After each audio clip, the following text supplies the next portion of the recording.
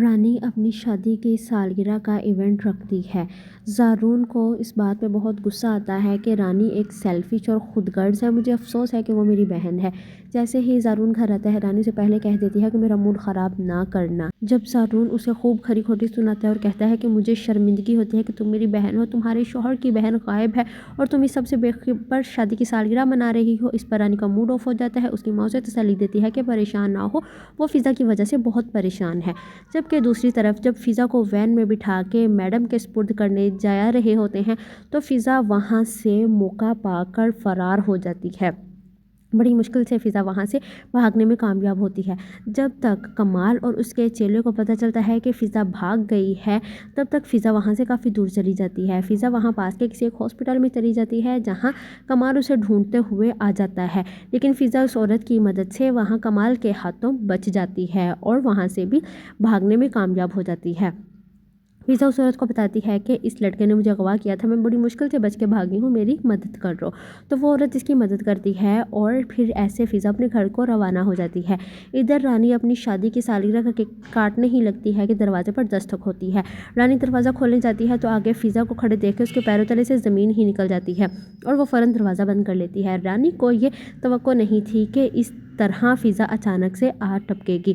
ثاقب غصہ ہو کے رانی کو کہتا ہے وہ میری بہن ہے، اسے اندر آنے دو ورنہ لوگ میرے منہ پہ تھو تھو کریں گے۔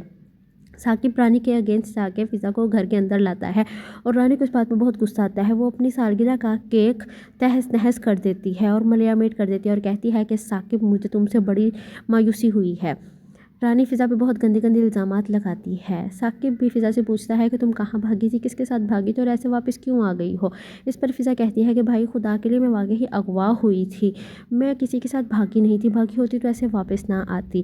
رانی کو اس بات کا دکھ ہے کہ اس کی شادی کی سالگرہ خراب ہو گئی اور یہ فضا کہاں سے واپس آ ٹپکی ہے، بڑی مشکل سے اسے جان چھڑوائی تھی۔ وہ اس پہ بہت گھٹیا اور گندے الزامات لگاتی ہے۔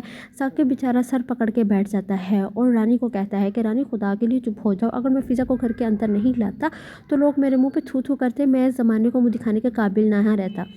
پھر ردا اپنے بھائی ثاقب کو سمجھاتی ہے کہ بھائی فضا ہماری بہن ہے، کیا ہماری جیتی جاگتی بہن کی قیمت اس کیک سے بھی کم ہے؟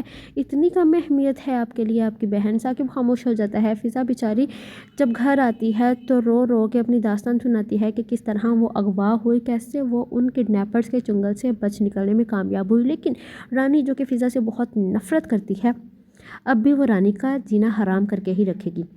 اور اب تو اسے رانی پہ فضا پہ اور بھی زیادہ غصہ ہے رانی کو کہ اس کی شادی کی سالگرہ جو خراب ہو گئی ہے، لیکن فضا ادھر اپنی صفائیاں دے رہی ہے، وہ کسی کے ساتھ بھاگی نہیں تھی، وہ واقعی اغوا ہوئی تھی۔ اب دیکھتے ہیں آگے رانی کیا چال چلے گی۔